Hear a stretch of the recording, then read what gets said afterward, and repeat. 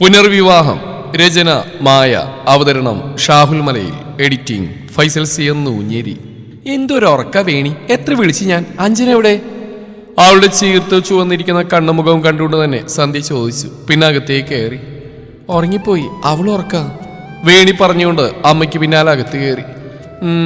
നല്ല ആൾക്കാരെന്നെ, ചെന്ന് മുഖം കഴുകുവായോ? അമ്മ പറഞ്ഞുകൊണ്ട് മുറിയിലേക്ക് കയറിയപ്പോൾ വേണി അവളുടെ റൂമിലേക്ക് പോന്നു. അഞ്ജന അങ്ങനെ നല്ല ഉറക്കത്തിലാണ്. വേണി ചെന്ന് മുഖം കഴുകി വന്ന് അവളെ കൂടെ എഴുന്നേൽപ്പിച്ചു. ഒന്ന് ഫ്രഷായി രണ്ടാളും പുറത്തേക്ക് വന്നപ്പോൾ അടുക്കളയിൽ നിന്ന് തട്ടലും മുട്ടലും കേൾക്കാം. രണ്ടാളും ചെന്നപ്പോൾ മീനമ്മ ചേർത്തി പണികൾ തുടങ്ങിക്കഴിഞ്ഞിരുന്നു. പിന്നിലെ കാലൊച്ച കേട്ട് അവർ തിരിഞ്ഞപ്പോൾ വേണിയെ നോക്കി ചിരിച്ചു. ഇവിടെ ഉണ്ടായിരുന്നോ? ഇതാരാ, കൂട്ടുകാരിയാന്നോ? അവർ ചോദിച്ചു. ആ, എൻ്റെ ഫ്രണ്ടാ അഞ്ജന. അഞ്ജന, ഇത് മീനമ്മ ചേർത്തി, അപ്പുറത്തെ വീട്ടിലെ ചേർത്തിയാ. അമ്മയും ചേർത്തിയും കൂടിയാ ഹോട്ടലിലേക്കുള്ള കടികൾ ഉണ്ടാക്കുന്നത്. ഇന്ന് എന്തൊക്കെയാ ചേർത്തി സ്പെഷ്യല്? രണ്ടാളെയും ഒന്ന് ചുരുക്കത്തിൽ പരിചയപ്പെടുത്തി ചോദിച്ചുകൊണ്ട് അഞ്ജനയുമായിട്ട് അവൾ അവർക്കടുത്തേക്ക് ചെന്നു. ഇന്നിപ്പോൾ പഴംപൊരി, ഇലയടയും, മുളക് ബജിയും കായബജിയും ഒക്കെയാ. വേറെന്തേലും ഉണ്ടാക്കുന്നുണ്ടോ എന്ന് അറിയില്ല, നിന്റെ അമ്മ വന്നിട്ട് അറിയാം. അഞ്ജനയോട് ചിരിച്ച് വേണിയോട് ചോദ്യത്തിന് മറുപടി നൽകൊണ്ട് അവർ തേങ്ങ ചെരുവാൻ തുടങ്ങി. ഹലോ മേഡംസ്, പണികളൊക്കെ തുടങ്ങിയോ? രാധികയുടെ ശബ്ദം കേട്ടപ്പോൾ മൂന്നുപേരും തിരിഞ്ഞു നോക്കി. ദേ തുടങ്ങി. ശ്യാം വന്നില്ലേ ആൻറ്റി? വേണി ചോദിച്ചു. ഇല്ലടി മോളെ, വാവയോട് ആ ചെക്കൻ ഇന്നു മുതൽ തന്നെ ക്ലാസ്സിൽ കയറാൻ പറഞ്ഞു. ആണോ? പാവം ചെക്കൻ. ആന്റിയുടെ അർഷം മോൻ ആളൊരു ഭീകരൻ തന്നെയാ. വേണി. അതും കേട്ടുകൊണ്ട് കുളി കഴിഞ്ഞു വന്ന സന്ധ്യ അവളെ ഒരു താക്കീതോടെ വിളിച്ചു. അതോടെ അവൾ വാ പൂട്ടി. പിന്നെ എല്ലാവരും ചേർന്ന് ഓരോ പണികളെടുക്കാൻ തുടങ്ങി. ഓരോരോ തമാശകളും മറ്റും പറഞ്ഞ് അഞ്ജനയും അവർക്കൊപ്പം കൂടി. ഷാജി വന്നപ്പോഴേക്കും പൊരിക്കടികളെല്ലാം റെഡിയാക്കി വെച്ചിരുന്നു. അയാൾ വന്ന് സംസാരിച്ചതിനൊക്കെ ശേഷമാണ് അഞ്ജന പോവാനിറങ്ങിയത്. അതിനുശേഷം ഷാജിയും ഇറങ്ങി. മീനമ്മ ചേർത്തിയും വീട്ടിലേക്ക് മടങ്ങിയപ്പോൾ അമ്മയും ആന്റിയും വേണിയും ഉമ്മറത്തിരുന്ന ഓരോ കാര്യം പറഞ്ഞുകൊണ്ട് അമലിനെയും ശ്യാമിനെയും കാത്തിരുന്നു. എന്നാൽ 10-15 മിനിറ്റുകൾ കഴിഞ്ഞതും ഹർഷന്റെ ബുള്ളറ്റ് ആ വഴിയിലൂടെ വന്നിരുന്നു. മൂന്നുപേരും അങ്ങോട്ടേക്ക് നോക്കി. രാധിക കൈ ഉയർത്തി അവന്റെ ശ്രദ്ധയിൽപ്പെടുത്തിയെങ്കിലും അവന് നോക്കുക മാത്രം ചെയ്ത് വീട്ടിലേക്ക് പോയി. എന്റെ ആന്റി എന്തൊരു ചാടയാ, ഒന്ന് ചിരിക്ക പോലും. വേണി മുഖം ചൊളിച്ച് പറഞ്ഞു. ആ ചെക്കൻ എപ്പോഴും അങ്ങനെ തന്നെയാ. അല്ല, നിങ്ങളുടെ ഇമ്പോസിഷൻ കാണിച്ചു കൊടുക്കാനില്ലേ? ചെന്ന് കാണിക്ക്. അവനിന്ന് നേരത്തെ വന്നാണോ അതോ തിരിച്ചു പോവാന്ന് ആർക്കറിയാം. ഇപ്പൊ തന്നെ കാണിച്ചു കൊടുത്തേക്ക്. അവരത് പറഞ്ഞപ്പോൾ വേണി ഒരു പരിങ്ങലോടെ നിന്നു. ആന്റിയുടെ വരുമോ പ്ലീസ്? അവൾ ചിണുങ്ങലോടെ പറഞ്ഞു. അവൻ പാവാടി, നീ പേടിക്കൊന്നും വേണ്ട, അതങ്ങ് കൊടുത്തിങ്ങോട്ട് ഓടിപ്പോന്നാ പോരെ. വേഗം ചെല്ലി വേണി, ഇതിന് പിന്നെ ഒരാളെ കൂട്ടു വിളിക്കണോ? സന്ധ്യയുടെ പറഞ്ഞപ്പോൾ വേണി പിന്നെ പതിയെണീറ്റ് റൂമിലേക്ക് പോയി. എഴുതി വെച്ചതും അഞ്ജന ഏൽപ്പിച്ച ഇമ്പോസിഷനും എടുത്ത് കൊണ്ടുവന്നു. പിന്നെ മോളെ, അവനോട് ഇനി സ്റ്റേഷനിൽ പോകണ്ടോന്നൂടെ ചോദിക്കേ. ചെരുപ്പിട്ടിറങ്ങുന്ന അവളോട് രാധിക ഒരു ചിരിയോടെ പറഞ്ഞേൽപ്പിച്ചതും വേണി ഒന്ന് മുഖം കൂർപ്പിച്ച് അവരെയും നോക്കി. എനിക്കൊന്നും വയ്യ, അതൊക്കെ അറിയണമെങ്കിൽ എൻ്റെ കൂടെ പോര്, ഞാൻ ചോദിക്കില്ല. രണ്ടാളെയും മുഖം കാട്ടി അവൾ ഗേറ്റ് കടന്നു. രണ്ടാൾക്കും സത്യം പറഞ്ഞാൽ അവളുടെ പേടിയും പറച്ചിലും കണ്ട് ചിരി വന്നിരുന്നു. പതുങ്ങി നടന്നു പോകുന്ന അവളെ നോക്കി അവരവിടെ ഇരുന്നു. ബെല്ലടിക്കണോ വേണ്ടയോ എന്നൊരു സംശയത്തിൽ അവളും നിന്നു. പിന്നെ ബെല്ലടിച്ചെങ്കിലും ശബ്ദം കേൾക്കാതായപ്പോൾ ഇനി കറണ്ട് പോയെന്ന് ചിന്തിച്ചുകൊണ്ട് അവൾ അകത്തേക്ക് കയറി. ചാരിയിട്ടിരിക്കുന്ന ഡോറ് പതിയെ തുറന്ന് നാലുപാടും നോക്കി.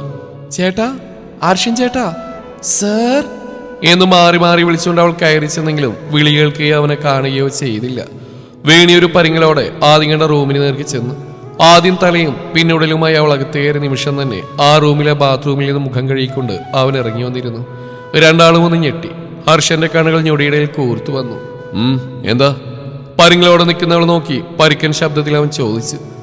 അത് ഇമ്പോസിഷൻ. വേണി പെട്ടെന്ന് തന്നെ അവളുടെ കയ്യിലെ പേപ്പറുകൾ അവന് നേരെ നീട്ടി. ഹർഷൻ പതിയെ നടന്നു വന്നു. മുഖം കഴുകിയതുകൊണ്ടാവണം അവന്റെ യൂണിഫോം ഷർട്ടിന്റെ മുൻഭാഗം ഒരൽപ്പം നനഞ്ഞിട്ടുണ്ട്. മുഖത്തും കഴുത്തിലും ആകെ വെള്ളത്തുള്ളികൾ പറ്റിപ്പിടിച്ച് കിടക്കുന്നുണ്ട്. അവൻ വേണിയുടെ കയ്യിൽ നിന്നും ആ പേപ്പറുകളെല്ലാം ഒരുമിച്ച് വാങ്ങി.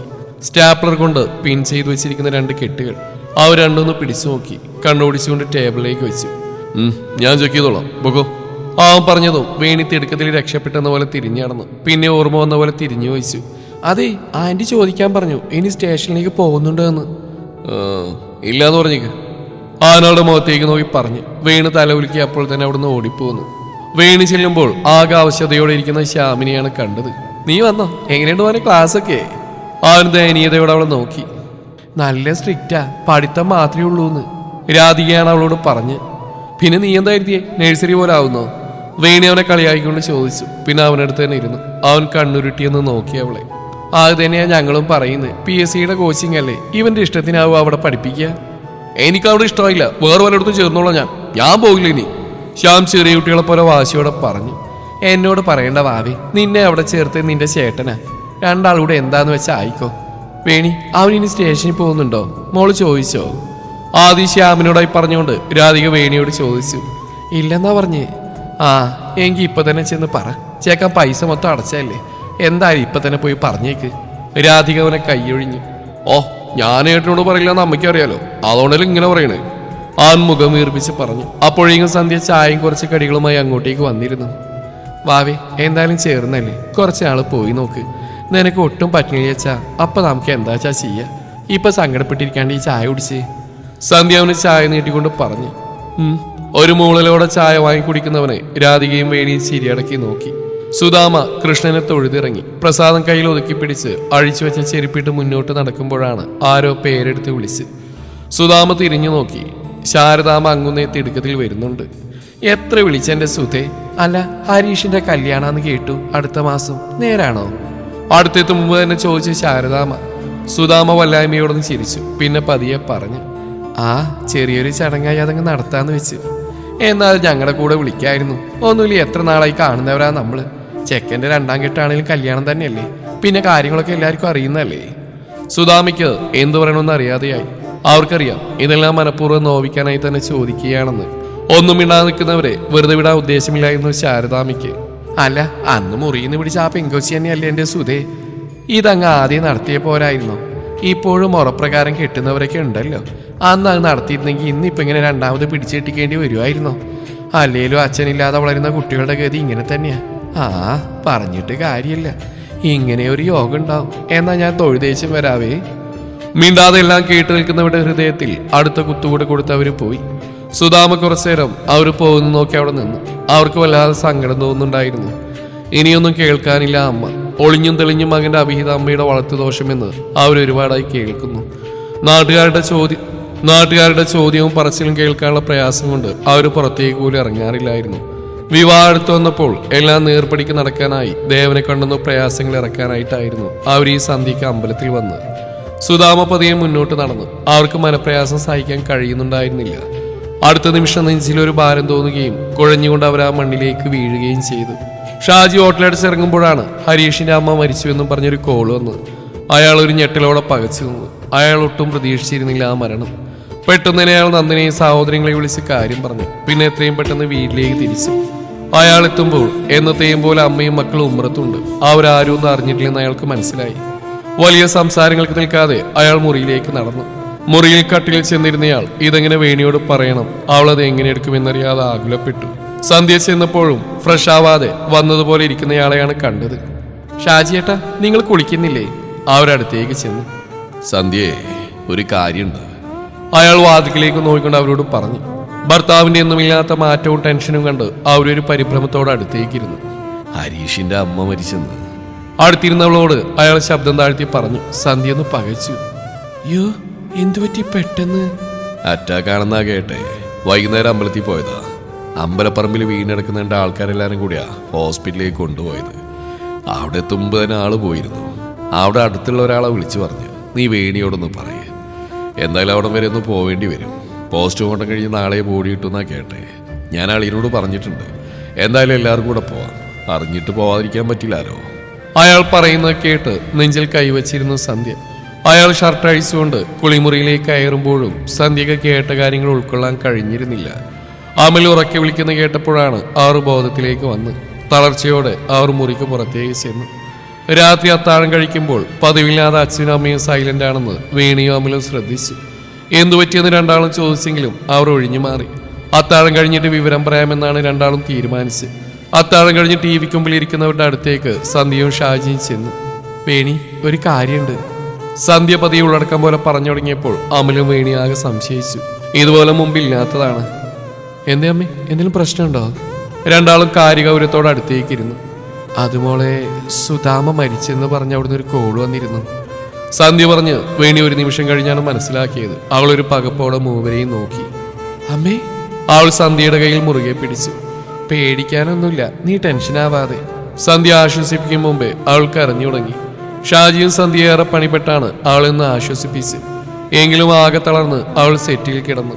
സ്നേഹത്തോടെ മാത്രം പെരുമാറിയിട്ടുള്ള സുധാമയുടെ മുഖം അവരോടൊപ്പമുള്ള നിമിഷങ്ങൾ അവളിലേക്ക് ഇരച്ചെത്തി. ഹരീഷിനോട് കടുത്ത ദേഷ്യവും വെറുപ്പും ഉണ്ടായിട്ടും അമ്മയോട് അവൾക്ക് പരിഭവത്തിനും സങ്കടത്തിനും അപ്പുറം അവൾക്ക് ദേഷ്യമോ വെറുപ്പോ തോന്നിയിരുന്നില്ല. ഒരുപക്ഷെ അന്ന് നശിച്ച ദിവസം തന്നെ പോലെ ചിലപ്പോൾ തന്നേക്കാൾ കൂടുതൽ ഞെട്ടുകയും വേദനിക്കുകയും ചെയ്ത് അവർ തന്നെ ആയിരിക്കണം. വേണിയെ എങ്ങലടിച്ചുകൊണ്ട് ഷാജിയോട് ചേർന്നിരുന്നു. അമലും സന്ധ്യ അരികിൽ തന്നെയുണ്ട്. രാത്രി 12 മണിയോടെ പോസ്റ്റ്മോർട്ടം കഴിഞ്ഞ് ബോഡി വിട്ടിട്ടിയിരുന്നു. ആ തണുത്ത ശരീരം കെട്ടിപ്പിടിച്ചുകൊണ്ട് ഹരീഷ് സ്ഥലകാലബോധമില്ലാതെയിരുന്നു. വീട്ടിലേക്ക് ആംബുലൻസ് വന്നിരുന്നതും വീടിനകത്തും പറമ്പിലും ഒക്കെ നിന്ന ആളുകളൊക്കെ മുറ്റത്തേക്ക് ഇറങ്ങി വന്നു. ഇളയച്ചനും കിരണും ചേർന്ന് ആദ്യം ഹരീഷിനെ പിടിച്ചിറക്കി. അവന് നടക്കാനുള്ള ആവത് നഷ്ടപ്പെട്ടിരുന്നു. കിരണും മറ്റാരൊക്കെയോ ചേർന്ന് ഉമ്മറത്തിൻ്റെയിലേക്ക് അവൻ ഇരുത്തി. അപ്പോഴേക്കും അലമുറയോടകത്ത് മുറികളിൽ നിന്ന് ഇളയമ്മയും അച്ഛമ്മയും മറ്റും ഓടി വന്നിരുന്നു. ആംബുലൻസ് നിറക്കിയ ദേഹത്തേക്ക് അച്ഛമ്മ നിലവിളിയോടെ കുഴഞ്ഞു വീണു. ആരൊക്കെയോ മുന്നോട്ട് വന്ന് അവരെ താങ്ങി പിടിച്ചു. ഉമ്മറത്തെ നിലത്തേക്ക് അവരെ കിടത്തി. ആരൊക്കെയോ കരഞ്ഞും തേങ്ങിയും എണ്ണിപ്പറിക്കുകയും ബോഡിക്ക് ചുറ്റിലും ഇരുന്നു. ഹരീഷൊക്കെയും കണ്ട് അവിടെ ഇരുന്നേയുള്ളൂ. അവൻ അമ്മയുടെ മരണം ഉൾക്കൊള്ളാൻ കഴിയാതെ എന്നാൽ എന്തൊക്കെയോ സംഭവിക്കുന്നുവെന്ന് മനസ്സിലാക്കിക്കൊണ്ട് നിശ്ചലനായി അവിടെ ഇരുന്നു. മുറ്റത്തേക്ക് കയറി വന്ന് നിർത്തിയ കാറിൽ നിന്ന് നന്ദനയും സുഗുണനും ഗീതയും ഇറങ്ങി. നന്ദനയും ഗീതയും കരഞ്ഞുകൊണ്ടാണ് ഇറങ്ങി വന്നത്. അവർ വന്നതും പലരുടെയും ശ്രദ്ധയും നോട്ടം അവരിലേക്കായി. എന്നാൽ ആരെയും ശ്രദ്ധിക്കാതെ രണ്ടാളും ഉമ്മറത്തേക്ക് കയറി. സുഗുണൻ ഇളയച്ചനടുത്തേക്ക് നടന്നു. സുധാമയുടെ സഹോദരങ്ങളും മറ്റു ബന്ധുക്കളും കുറച്ച് അകലായിരുന്നതിനാൽ അവർ വന്നിട്ടാവും ദഹിപ്പിക്കുന്നതെന്ന് കാരണവന്മാരെല്ലാവരും ചേർന്ന് തീരുമാനമെടുത്തിരുന്നു. നേരം പുലർന്നതേ അവർ ഓരോരുത്തരായി വന്നു തുടങ്ങി. പിന്നെ ദഹിപ്പിക്കാനുള്ള കാര്യങ്ങളിലേക്ക് കടന്നു. വേണിയും ഷാജിയും സന്ധ്യയും നന്ദനും മാത്രമാണ് ഹരീഷിന്റെ വീട്ടിലേക്ക് പോയത്. അറുത്തുമാറ്റിയ ബന്ധം മറ്റൊരു തരത്തിലും പുതുക്കാൻ ആർക്കും താല്പര്യമില്ലായിരുന്നുവെങ്കിലും മനസാക്ഷിയെ തൃപ്തിപ്പെടുത്താനായെങ്കിലും അവസാനമായി അവരെ കാണാൻ തീരുമാനിച്ചവർ. അവരെത്തുമ്പോൾ ബോഡി എടുക്കാനായിരുന്നു. പ്രതീക്ഷിക്കാതെ വേണിയെ കണ്ടപ്പോൾ എല്ലാവരുടെയും നോട്ട് അവളിലേക്കായി. സീറ്റ് ഔട്ടിൽ കരഞ്ഞളന്നിരിക്കുന്ന ഇളയമ്മ, കുഞ്ഞുമോൾ, ഗീതമായി, പിന്നെ നന്ദന, എല്ലാവരെയും അവൾ കണ്ടു. അവരും അവളെ കണ്ടിരുന്നു. എങ്കിലും ആരെയും ശ്രദ്ധിക്കാതെ ഫ്രീസറിനുള്ളിൽ കിടക്കുന്നവരെ ഉറ്റുനോക്കി അവൾ നിന്നു. കണ്ണിൽ നിന്ന് 2-3 തുള്ളി കണ്ണുനീരിറ്റ് വീണു. കണ്ടുകഴിഞ്ഞ് അവരെല്ലാവരും ഭാഗത്തേക്ക് മാറി ഒതുങ്ങി നിന്നു. സന്ധ്യയുടെ അടുത്ത് തന്നെയുണ്ട്. അധികം വൈകാതെ ബോഡി എടുത്തു. കരച്ചിലും നിലവിളികളും ഉയർന്നു. വേണി അമ്മയെ ചാരി കണ്ണടച്ചങ്ങനെ നിന്നു. തെക്കേ തൊടിയിലെ ചിതക്ക് ഹരീഷ് തീ കൊളുത്തി. ആളിപ്പടരുന്ന തീ നോക്കി അവൻ നിന്നു. പൂർണ്ണമായും നിശബ്ദനാണ് ഇന്നലെ മുതലേ അവൻ. കരച്ചിലോ ബഹളമോ ഒന്നുമില്ല. ഉയർന്നു പൊങ്ങുന്ന തീനാളം കണ്ടിരിക്കെ ശരീരം കുഴയുന്ന പോലെ തോന്നിയവന്. അടുത്തന്നെയുള്ള ഇളയച്ചനും മറ്റവനെ ചേർത്ത് പിടിച്ചു. പിന്നെ വീട്ടിനകത്തേക്ക് കൊണ്ടുവന്നു. ഹാളിൽ നിന്ന് ഏതോ മുറിക്കുള്ളിലേക്ക് അടക്കുന്നിടയിൽ അവൻ കണ്ടു. ഒരറ്റത്ത് ഏതോ അപരിചിതയെ പോലെ വേണിയെ. അവളെ കണ്ട നിമിഷം അവന്റെ ഉള്ളിൽ ഒരു ചീത കൂട്ടിയ പോലെ ആളി കത്തി തുടങ്ങി. പൂർണ്ണമായും ബോധം നശിച്ചവനെ എല്ലാവരും ചേർന്ന് ബെഡിലേക്ക് കിടത്തി. ഫാനിട്ടുകൊണ്ട് അവർ പുറത്തേക്ക് ഇറങ്ങി. തൊട്ടടുത്ത മുറിയിൽ തന്നെയാണ് അച്ഛമ്മയും കിടക്കുന്നത്. ജീവിച്ചിരിക്കെ മകനും പിന്നെ ഇപ്പോൾ മരുമകളെ അപ്രതീക്ഷിത മരണം അവരെയേറെ തളർത്തിയിരുന്നു. 5-10 മിനിറ്റുകൾ കഴിഞ്ഞതും ഷാജി അകത്തുനിന്ന് സന്ധ്യയും വേണിയും വിളിച്ചു. ആരോടും മിണ്ടാനോ പറയാനോ നിൽക്കാതെ അവർ പെട്ടെന്ന് തന്നെ അവിടെ നിന്ന് ഇറങ്ങി.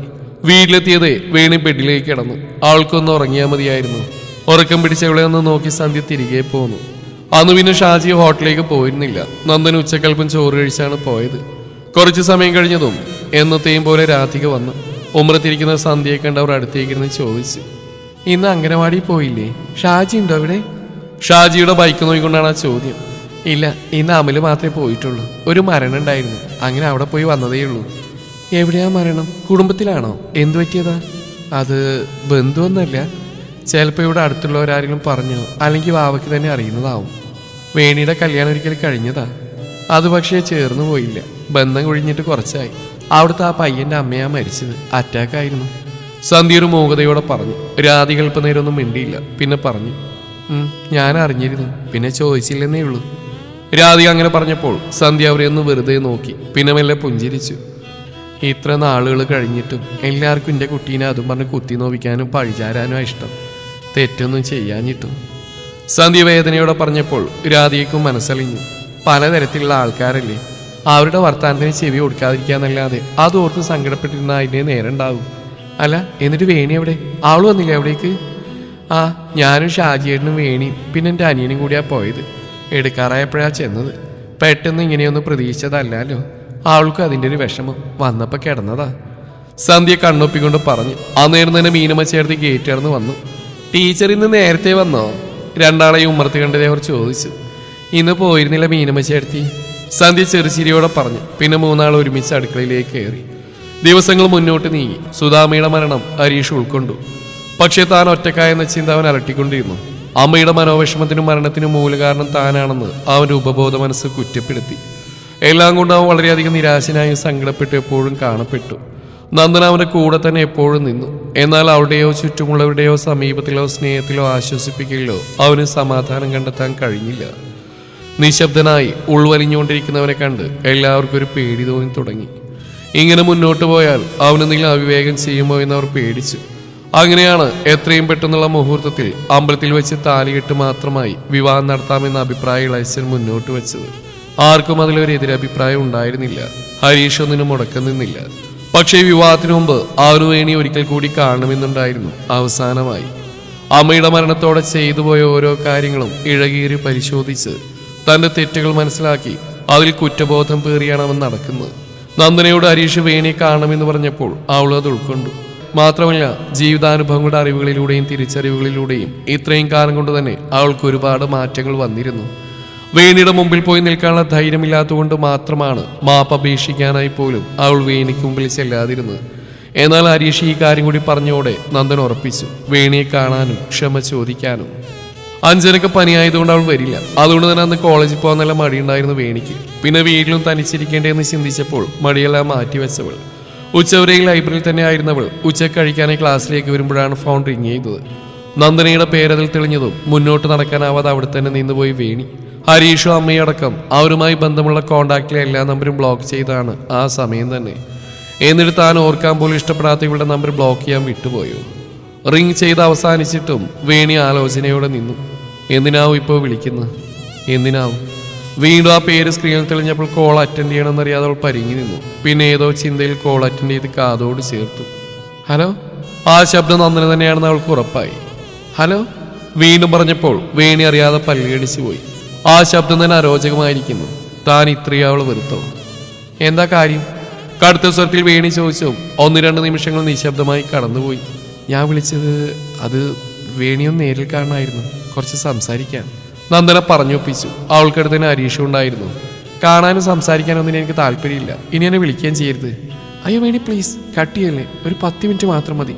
തനിക്ക് കംഫർട്ടായ ഏത് പ്ലേസ് ആയാലും മതി. വീട്ടിലോ പുറത്തോ എവിടെ വെച്ചെങ്കിലും ഒരു 10 മിനിറ്റ് മാത്രം. പറ്റില്ലെന്ന് പറയരുത്, സംസാരിച്ചേ പറ്റൂ പ്ലീസ്. കോൾ കെട്ടിയാന്നൊരിഞ്ഞവൾ നന്ദന പറയുന്ന കേട്ടെന്ന് ആലോചിച്ചു. 10 മിനിറ്റ് അല്ലേ, കണ്ടു കഴിഞ്ഞാൽ പിന്നെ ഒരു ശല്യം ഉണ്ടാവില്ലല്ലോ. എന്താണ് അവൾക്ക് പറയാനുള്ളതെന്ന് അറിയാലോ. വേണി ഒന്ന് ആലോചിച്ച് നോക്കിയിട്ട് പറഞ്ഞാൽ മതി. ഇനി ഒരു തരത്തിലും തന്നെ ബുദ്ധിമുട്ടിക്കില്ല. പ്ലീസ് ഒന്ന് ആലോചിച്ച് പറയൂ. നന്ദന താഴ്മയോട് അപേക്ഷിക്കുന്ന കേൾക്കാം. ശരി സമ്മതിച്ചു. ഇന്ന് വൈകുന്നേരം അരൂരിലെ ഗവൺമെന്റ് കോളേജിനടുത്തുള്ള പാർക്കിൽ വന്നാൽ നമുക്ക് കാണാം പറഞ്ഞുകൊണ്ട് വേണി കോൾ അവസാനിപ്പിച്ചു. തുടരും ഈ കഥയുടെ ബാക്കി ഭാഗം നാളെ ഇതേ സമയം.